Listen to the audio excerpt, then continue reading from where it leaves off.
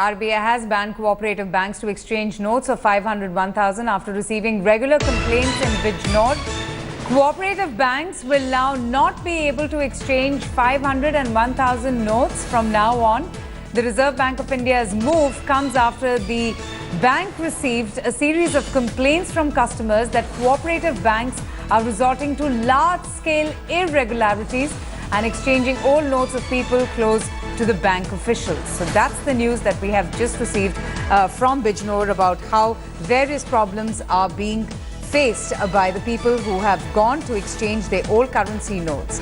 We have Divina now for more on this. Divina, can you just throw some more light on the kind of complaints that, the RBI has received and what exactly can we expect now?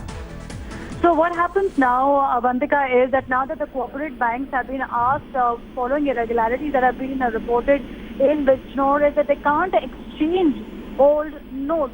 So that means that what they are looking at is cracking the whip on fake accounts, on money laundering as well, and some people who've been exploiting the loophole post the government's policy.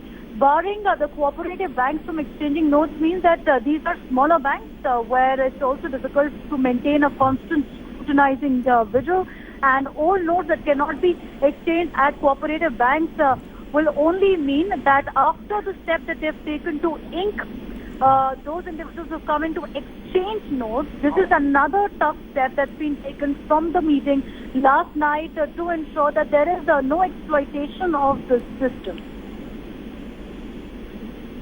Absolutely. And Divina, is this restricted only for Bijnor or is it across the country?